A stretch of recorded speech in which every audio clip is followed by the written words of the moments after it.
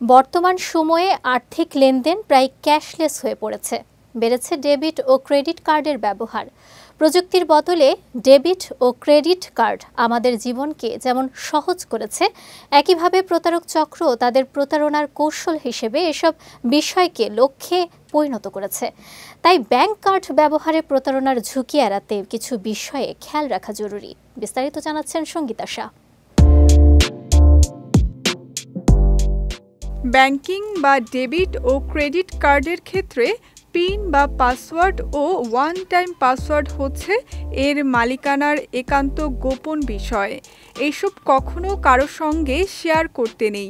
আর্থিক প্রতিষ্ঠান থেকে কখনো ফোন বা মেসেজে এ গোপন নম্বর চাওয়া হয় না।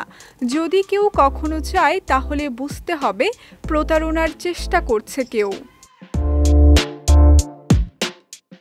অনলাইনে ব্যাংকিংয়ের জন্য ফিঙ্গারপ্রিন্ট সাইন ইন করার অর্থ হচ্ছে 4, 5 বা 6 সংখ্যার পাসওয়ার্ডের পরিবর্তে অ্যাকাউন্ট বা কার্ডের মালিকানা প্রমাণের জন্য নিজের আঙুলের ছাপ ব্যবহার করা।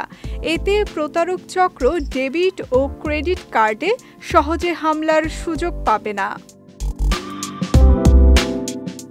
পিন পাসওয়ার্ড একান্তই গোপন নম্বর। এ নম্বর কখনো সহজ করে দিতে নেই, বিশেষ করে ধারাবাহিক সংখ্যা যেমন 1, 2, 3, 4।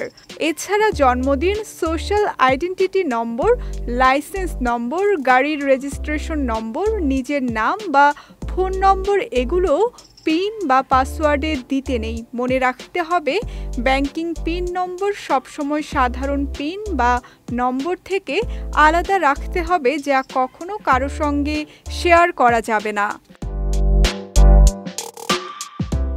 কার্ড হারালে বা খুঁজে না পেলে লক করা। ডেবিট কিংবা ক্রেডিট কার্ড যদি কখনো হারিয়ে যায় তাহলে কালক্ষেপণ না করে তাৎক্ষণিক কার্ডটি অস্থায়ীভাবে লক করতে হবে।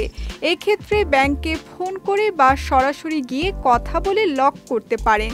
আর কিছুদিনের মধ্যে কার্ড খুঁজে না পেলে নতুন করে কার্ড নিতে পারেন।